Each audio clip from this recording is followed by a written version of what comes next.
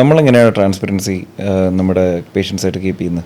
നമ്മൾ ഇതേപോലെ തന്നെ നമ്മൾ ഈ പേഷ്യൻസ് ഇപ്പോൾ നമ്മൾ പേഷ്യൻസിന് നമ്മൾ ചെയ്യുന്ന ട്രീറ്റ്മെൻറ്റ്സ് എല്ലാം നമ്മൾ വളരെ എക്സ്പ്ലെയിൻ ചെയ്ത് കൊടുക്കും. പിന്നെ ട്രീറ്റ്മെൻറ്റിൻ്റെ ഭാഗമായിട്ട് അവർ കുറേ കൂടി നമ്മളുടെ ഇൻവോൾവ് ആണ്. ഇപ്പോൾ അവർക്ക് നമ്മൾ സെൻറ്ററിൻ്റെ ഉള്ളിൽ കാണാനുള്ള സൗകര്യം ചെയ്ത് കൊടുക്കും. എന്താണ് ഇതിനുള്ളിൽ ചെയ്യുന്നത് എന്നുള്ളത് അവർക്കൊരു ചെറിയൊരു ഒരു സെൻറ്റർ ടൂർ പോലെ ചെയ്ത് കൊടുക്കും. അപ്പോൾ കുറച്ചും കൂടി കോൺഫിഡൻ്റ് ആവും അവിടെ എന്താ ചെയ്യുന്നത്, ഇവിടെ എന്താ ചെയ്യുന്നതെന്നൊക്കെ ഉള്ളതിനെ കുറിച്ച് അറിയാനൊക്കെ വേണ്ടിയിട്ട്.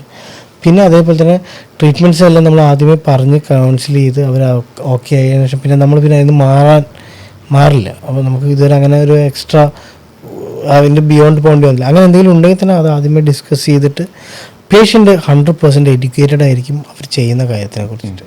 അതാണല്ലോ ഏറ്റവും വലുത്. അവർക്ക് അറിയണമല്ലോ അവരെന്താ ചെയ്യുന്നത്. എല്ലാം കഴിഞ്ഞിട്ട് പിന്നെ ഞങ്ങൾ എന്ത് ചെയ്തു എന്നുള്ള ചോദ്യം ചോദിക്കില്ല. യൂഷ്വലി അങ്ങനെ വരില്ല. അത് അങ്ങനെയാണ് കൗൺസിൽ ചെയ്യൽ.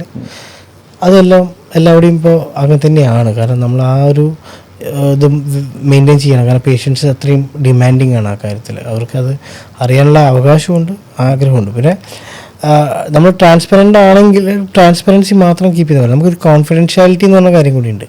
ഈ ട്രീറ്റ്മെൻറ്റിന് വലിയ പ്രശ്നമാണത്.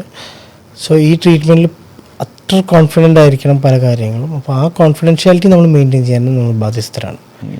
പേഷ്യൻറ്റിനോട് നമ്മൾ എല്ലാം ട്രാൻസ്പെറൻ്റ് ആണെങ്കിലും കോൺഫിഡൻഷ്യലായിട്ടുള്ള അവരുടെ ട്രീറ്റ്മെൻറ്റ് അത് അവരുടെ മാത്രം ട്രീറ്റ്മെൻറ്റാണ്.